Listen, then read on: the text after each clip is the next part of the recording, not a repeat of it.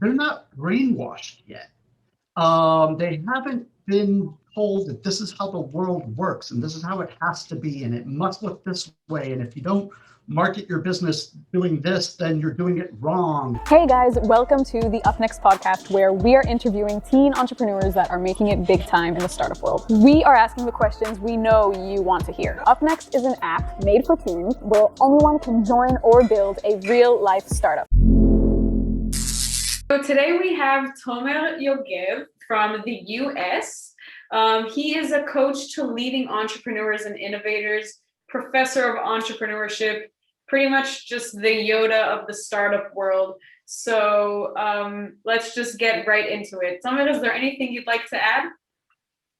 No, I'm just really happy to be here, and it's an absolute pleasure to have my name pronounced exactly right, because being named Tomer Yogev here in the United States, it's always nice when I get a real Israeli accent. Oh, So thank you for that. Well, I grew up in the States and I didn't have one teacher all of elementary school say my name right. What do you mean, Shani? Shani, How did they get your name wrong? Shanae. My doctor didn't know how to say my name. So I feel like. Believe me, I understand. Yeah. Yeah, no, for sure. I even just was like, just call me Tom for a little while, because I just gave up for a few years. But you know, people who've lived through it. Also, like, there are people that I talk to, and also their names are like written kind of differently. So I always ask, how do I say your name? Because I know it's troubling sometimes. Absolutely. And it's part of your identity. You're walking around your whole life with this thing. It's nice if the people around you can say it. Yeah. So Tomer, tell me a bit about what you do and how exactly, what's it like? Sure. So my background is that I was an entrepreneur myself. Going back to my college days was my first kind of real startup. I did a couple of things before that, but a whole lot of different startups. The fastest version is there was 14 different companies that I either founded, co-founded, or was an early employee at. And about 10 years ago or so, what I realized is the part of startups that I really love isn't even actually the business part, although that does excite me. It's the people part. It's the aspect that entrepreneurship is an expression of yourself. You can do whatever you want. You can lead that business however you want to lead it. And there's a lot of freedom in that you really don't find elsewhere.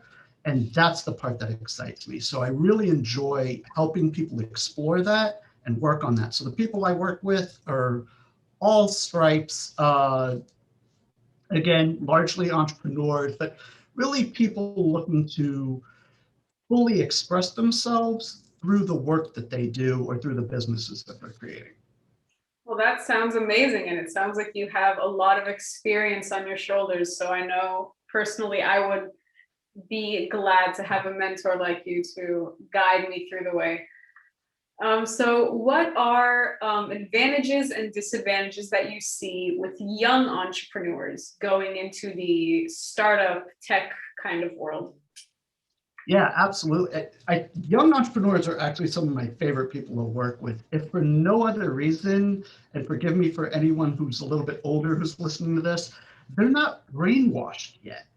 They haven't been told that this is how the world works and this is how it has to be and it must look this way. And if you don't market your business doing this, then you're doing it wrong. And all the stuff that we pick up over the course of a lifetime of people telling us exactly how it needs to be. Most of the work that I do with older entrepreneurs is really reminding them of what they used to feel and think and what they believed when they were young. So to kind of unwind a lot of those narratives. So when I get to the pleasure of working with younger entrepreneurs, and by younger, I would say really anything under the age of like 30 broadly, but if you're still in school, if you haven't worked and had a boss and this is how businesses work and that stuff, if you haven't actually done that yet, such a blessing because you're now allowed to figure it out for yourself.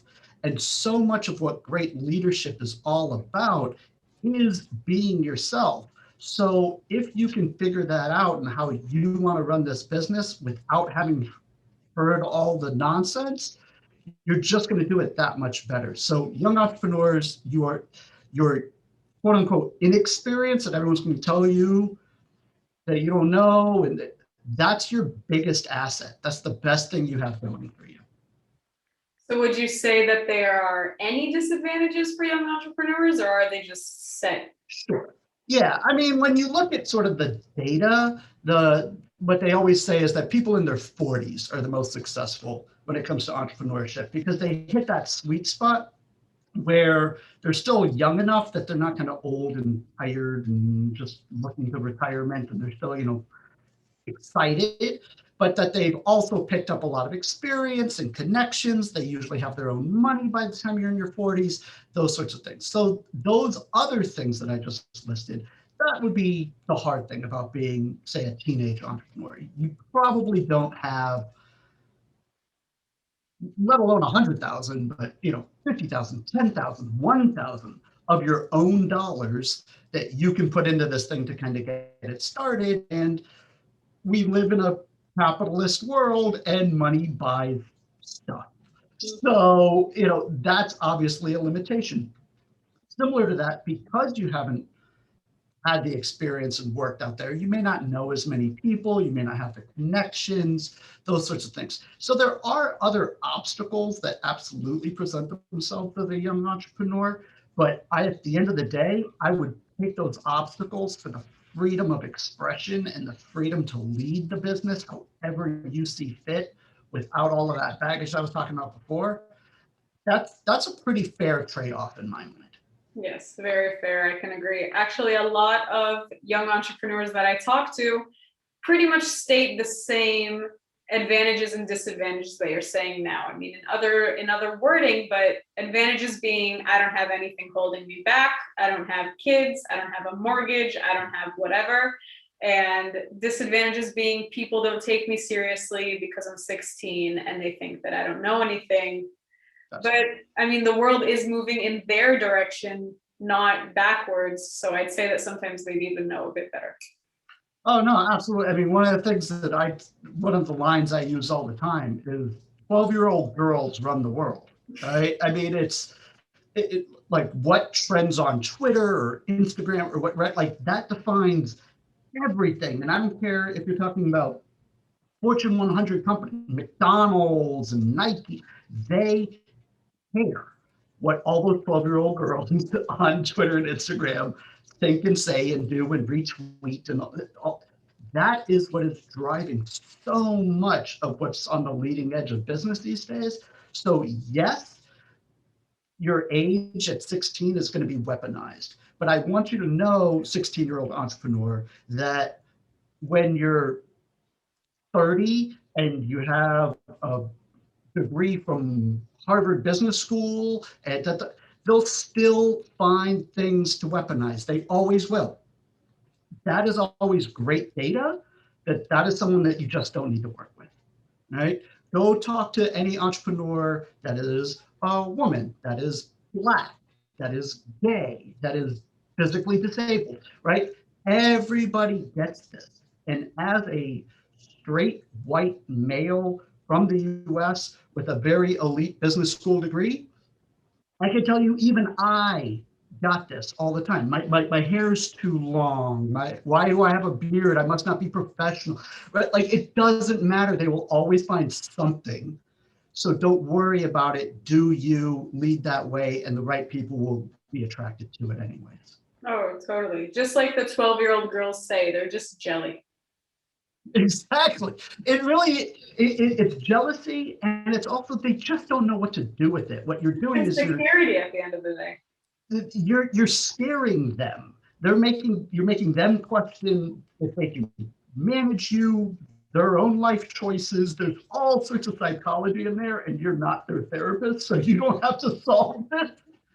But just know that all of that weaponization of, oh, you're 16, you must not know, that's they're telling you who they are. They're not telling you anything about you. That's very true. They're just hurting, and it's not in our control. I mean, it's something that sometimes it's just better not to comment, to respond, and to just keep that path, keep that vision, keep going.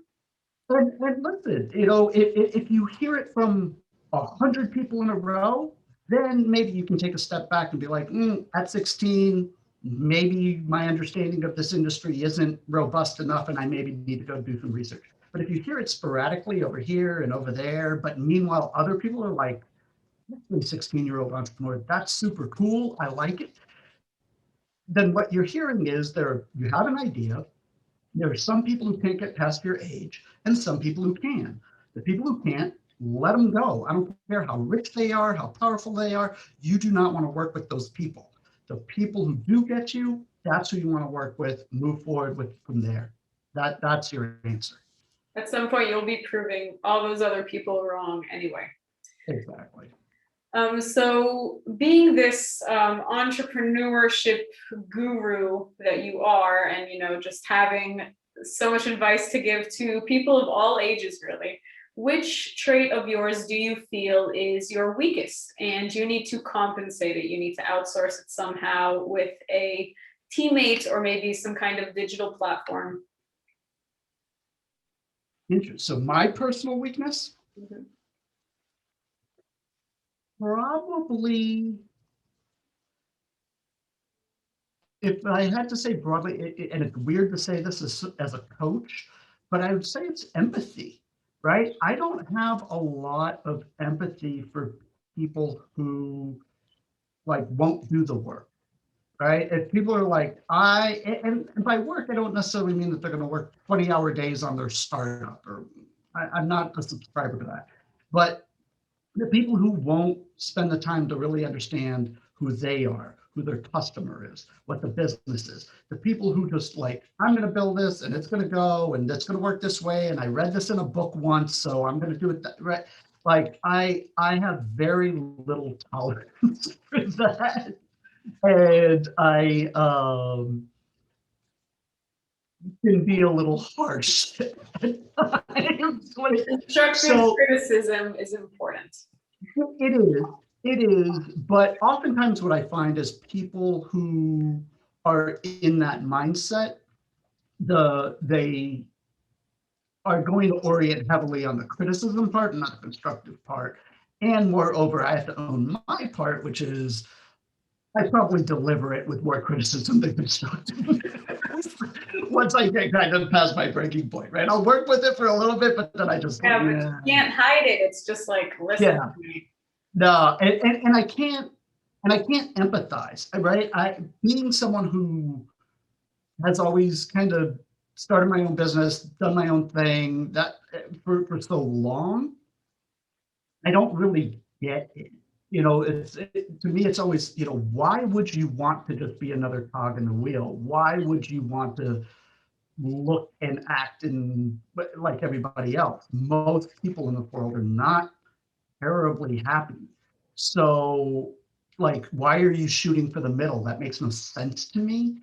And I don't have a lot of patience, empathy, tolerance, whatever you want to kind of call it for that. Mhm. Yeah, sometimes people just don't know how to move left or right. And there's just some point where you can't really help them anymore if they can't help themselves. Yeah. So let's say I am an average teenager looking to build my startup and I have $100. What or where or how would you tell me to use this money, if at all? So the money, it wouldn't matter if you said $100 or $1,000,000. The money is a tool, right?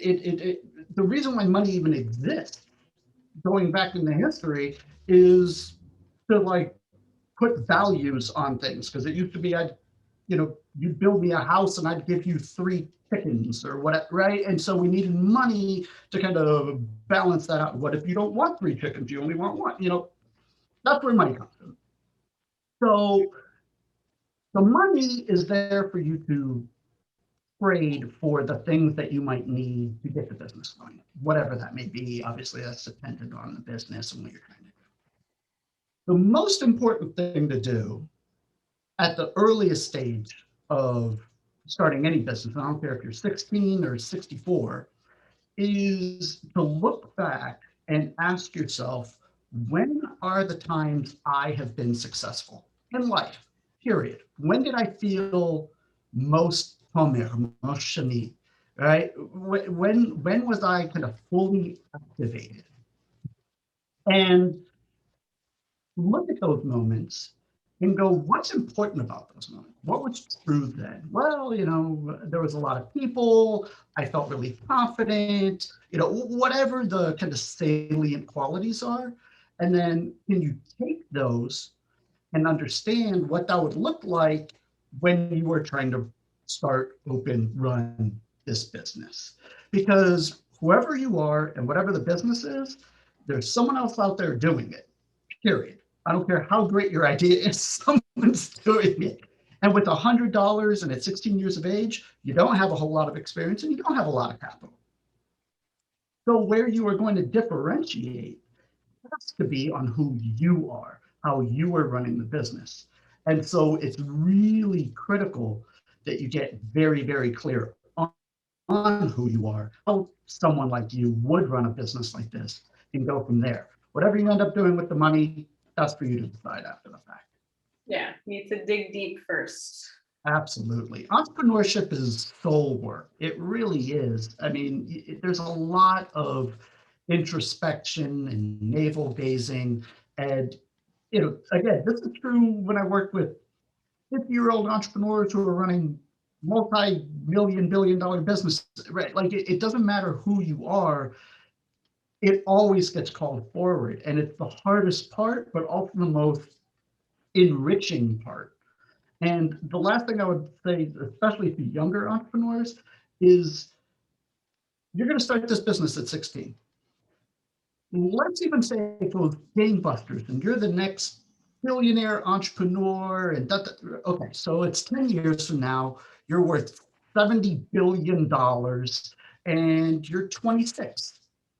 You still have a whole lot of life to figure out. So great, you have all this money and like hats off, but you still don't know who you are. You still have so much to do in this life. So that introspection, that deeper work, that persists beyond even the most successful, or, obviously the alternative is you try for 3 months and it goes bankrupt and now you're 16 with $0 instead of 100. But, the same thing would still apply. We still have to figure out who you are and what it means to be you in this life. If you're working a job, if you're an entrepreneur, if you're a billionaire, if you're broke. Yeah, you need to be fulfilled with yourself to figure out what your next move is. Exactly. And moreover, the better you understand yourself and how you function best, then the better you will function. I can't obviously guarantee that this business you're going to start is going to be worth millions of dollars. But I can guarantee that the highest likelihood of it ever being worth millions of dollars is going to come from you operating at your best. And so we have to get really clear on what that means for you as an individual, because we're all different. We all function differently. It's very true. Mentioning the fact that we're all different and the fact that there are people that just sometimes aren't happy for other people because of that difference. How important do you feel it is for entrepreneurs, let's say especially young ones, to think about social change when creating a business? It's critical. I mean, the biggest problem we've got going on in sort of the entrepreneurial venture capital sort of space right now is that it's extremely narrow as to who really gets to play the game. It's, again, straight, cisgendered, white male, generally American, a couple other countries, very select, usually with very elite MBAs from like 5 schools on the planet. And this makes up like 80% of all the venture capital or something like that, right? And so clearly when we do that, we all as a planet are missing out. And so, because there's amazing talent coming from women and black people and white people and all the rest of it, right? So it to the entrepreneur, yes, starting a business that addresses these social issues is one way to go about it, and that can be super important work. But simply understanding yourself, loving yourself, putting yourself in a place to be most effective as an entrepreneur, even if the business itself doesn't necessarily directly address some social justice issue, that in and of itself is an act of social justice. You are laying a foundation against which an entire business and organization could then run that, name the large faceless corporation today, didn't ever do. That's part of the work, and it's why these systems tend to continue to propagate themselves. So, to the entrepreneur, like if your startup is specifically to address some sort of injustice, amazing. But then you're even called that much more into doing the work yourself, right? You can't do some racial justice thing and then be sexist or something, right? Like that doesn't make any sense. But then even if it has nothing to do with any of that, you still have to do the work because that's where we're trying to go. And it's not just for the planet, it's for you as an entrepreneur. You will benefit, your business will make more money if you understand yourself, if you understand your team, and how to get all those pieces to interrelate productively. Yeah, the change really starts with you first. And if you see that that change can be brought out into your business, I mean, all the better. And if not, then at some point, it's going to be brought out anyway. I mean, even without you actually doing something that's causing change, it's causing change without you even knowing it. Absolutely. And one of the things that I think is really kind of interesting that we've seen in the last year with COVID and everything, is, we always used to talk about kind of the work-life balance and this sort of stuff. And now we all work from our living rooms. and, and so there is no work-life balance. The personal is the professional. And so all of this language that I'm sharing around kind of personal development and introspection and so forth, the worlds have all collided. So you can't be one thing at work and something else at home. Maybe in the past you used to get away with that, but nowadays it's all so mixed up and together. That's why this work is so important because it won't only make you a better entrepreneur or business person, it'll make you a better friend, it'll make you a better husband or wife, it'll make you a better cousin. You know, that's what we're looking for personally and professionally.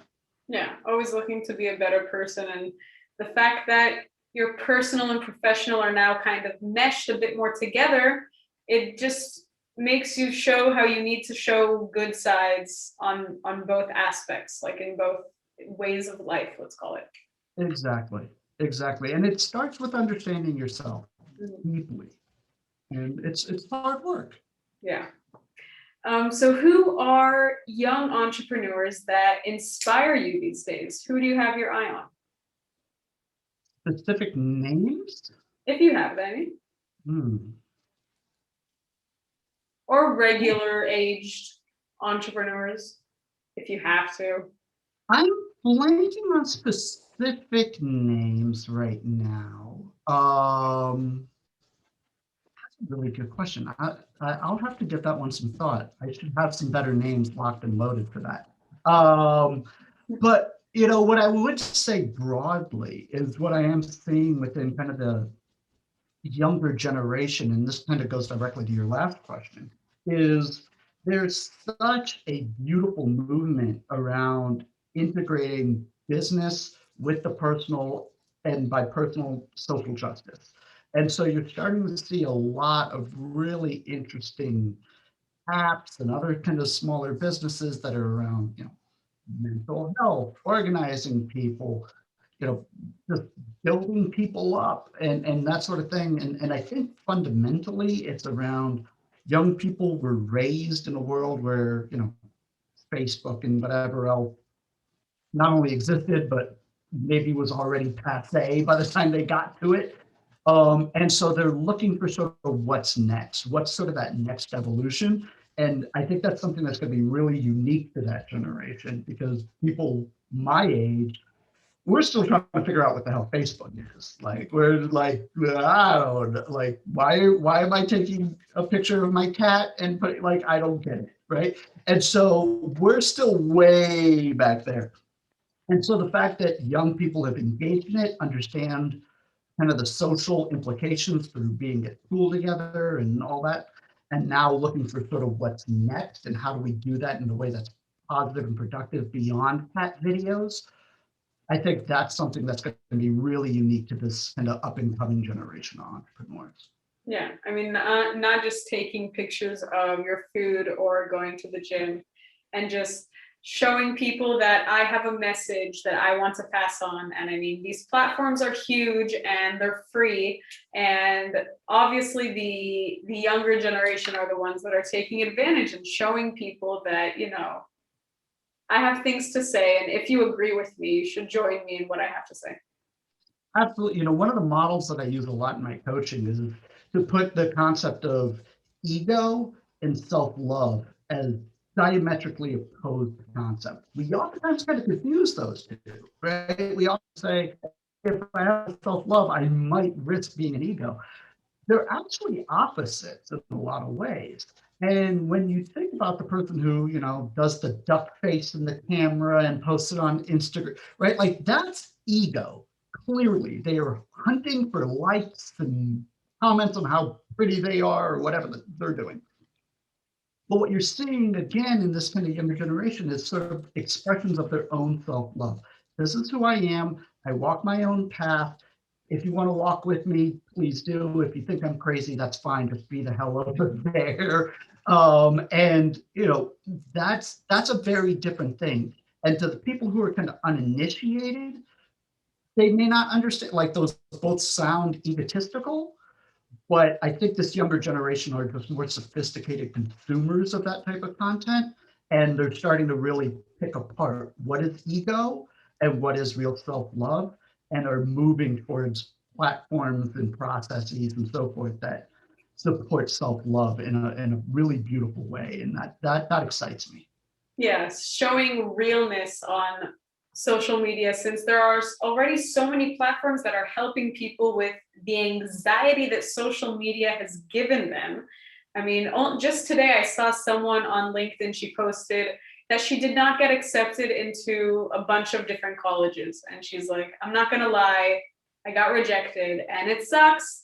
And if you got rejected too, then don't feel alone because we all get rejected. And it was like, it's really comforting. Which is exactly the opposite of what we normally are used to seeing. Of like, Right. this kid got into every single Ivy League school. It's like, oh my, like, how could I ever compete with that? Right. And now, like, I'm proud of them, but I feel like crap for myself. So, right, like the fact that there's that more real quality in what I hear, even in that post, is like, even though these colleges said no to me, I still understand that I have value and worth, and like I'm going to still do good things in this life. Right. And I want to share that message with other people who might, for a moment, be confused that because they got told no by whatever school, that maybe they don't have worth. You do. Come with me. We're going to go have worth together. Mhm. Right. That's exactly it. And you're seeing that more, especially from younger people. And we need the platforms, we need the businesses that internally operate that continue that trend. And I think that's where we're headed. It's just it's going to be kind of a long, bumpy road to get there. Yeah, but here's hoping that we are in the right direction. Oh, totally. Yeah. Totally. I mean, you see it already, you know, the idea of, you know, go to college, graduate, start at the bottom. They're going to tell you how it is. You're going to climb the ladder, and after 40 years, you'll be the CEO. Like all of that stuff. Like nobody buys that anymore. Nobody thinks that's true. Nobody even in my generation like works at the same company for 40 years, We let all know alone. that, actual experience working, if you can have the chance of working at the actual place that you would have worked like 4 6 years after college, then do that.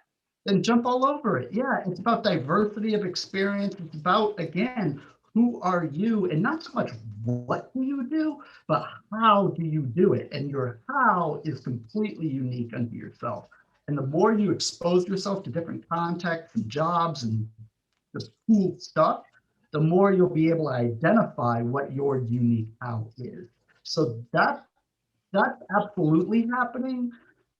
But again, it takes a while. Yeah. So unfortunately, we're at our last question, but I've really enjoyed your insight, and I think a lot of people, especially young people listening, will get some, inspiration and just comforting words of wisdom that they needed to hear to maybe move forward or push themselves a bit more. So I thank you for that in their name. Oh, for sure, my pleasure. I mean, it's what I do, right? This is why I coach entrepreneurs for a living, because I genuinely believe each of us is a leader. Each of us has value, and oftentimes for way we were raised, the teachers in school, the boss we had, whatever, we kind of get beaten out of understanding what all of that value is that we have to offer. And so being able to help people, if it's through, one-on-one coaching or through something like this where I can get to a lot of people at once, the idea that people might be able to kind of unbury some of that value and bring that forward and do something cool in the world, that's why I'm here. Yeah, all the better. As many people as we can need to grab a notebook, jot this down. So what tips or advice, let's say, do you have to pass on to especially those 16-year-olds that don't really know what they should do next? So again, first and foremost, go inside, right? Go inside, explore the data you have. Look, if you're 16, 16 years is a long time. I don't care who you ask, 16 years is a long time. You have a lot of data in those 16 years around what's worked, what hasn't worked, when have people liked what you did, when have people not liked what you did, when did you feel good, when did you not feel so good? So start with the things that have been positive and productive, right? I'm a big believer that when it comes to your deficits, your weaknesses, those sorts of things, we spend a lot of time orienting on that, right? Most of us, if we come home with a report card that goes A, B minus, the response is, what the hell's wrong with you? Fix the B minus. What, we focus on that. That's actually a really amazing report card. That's 5 A's. That's great. So as an entrepreneur and just as an adult, the idea is not fixing your B minuses. That's no longer productive. If you are not great at public speaking, then maybe you're just not great at public speaking. That's fine. Mark Zuckerberg is not good at public speaking. Elon Musk is not good at public speaking. They both seem to be doing just fine, despite being terrible at public speaking. So it's not about the individual deficit. It's about what do you do amazingly well? When do you feel fully actualized, most you, most seen? And then how do we start building a life, or in this case, a business, around those concepts? So what I have my clients do, and your listeners can do this right now, sit down, come up with 10 times in your life that you were operating at your best, that you were just kicking ass. Write those down and then go back through them and start asking yourself, what are the trends here? What are the things that kind of connect, maybe not all 10, but 5 or 6 out of the 10, that it, involves a lot of people, that you were on stage, that all the weight was on your shoulders and you had to carry, whatever, right? What are those things that are true about those moments? And then what would that mean for you if you were to pursue entrepreneurship and you have this idea, how does that idea look for someone who works this way? Or if you just want to go get a job, how do you do the job through the data that you're finding through those various moments? So that's a really powerful exercise that you can do almost at any age, because again, 16 years is a whole lot of data. You have 10 moments in your life at 16 years of age that you crushed it. Go find them and let's explore those more deeply. That sounds amazing. I really hope that people take what you're saying into consideration and start writing those down, even now or a year from now or 10 years from now. Yeah, there's no wrong time to do it. Yep. Tomer, it's been great getting to know you and what you do. I think it's really extraordinary, and I'm sure a lot of people have benefited from you in real life and especially from this video now. So thank you so much for your time. No, really, it's an absolute pleasure. I thank you for inviting me, and to all of the listeners out there, I wish you the best of luck, and my door is always open. So feel free to reach out however you want to find me. I'm not hard to find. But yeah, by all means, hit me up. Let me know what I can do to be of value. Oh, that's great. I will do that. Thank you. Yeah, for sure.